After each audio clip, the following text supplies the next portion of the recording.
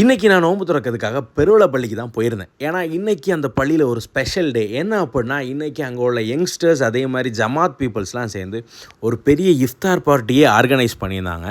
அதுவும் வெல் ஆர்கனைஸ்டாக இருந்துச்சு. அவ்வளோ நீட் அண்ட் க்ளீன். அதே மாதிரி எல்லாருக்குமே நோன்பு துறக்கிறதுக்கு ஃப்ரூட்ஸு, ஸ்நாக்ஸு, ஜூஸு, கஞ்சி அப்படி இப்படின்னு அந்த யங்ஸ்டர்ஸ்லாம் அவ்வளோ அழகாக அரேஞ்ச் பண்ணியிருந்தாங்க.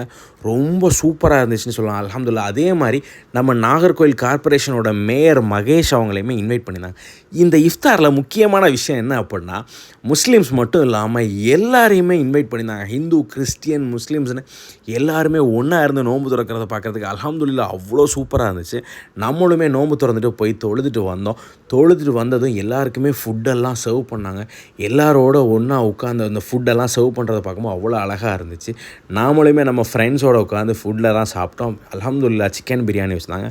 டேஸ்ட்டுமே அவ்வளோ சூப்பராக இருந்துச்சு. அதே மாதிரி அவங்க கேர் பண்ணிக்கிட்டதாக இருக்கட்டும், அவங்கள ஆர்கனைஸ் பண்ணதாகவே இருக்கட்டும், ஒன் ஆஃப் த சூப்பர் இஃப்தார்னே சொல்லுவேன்.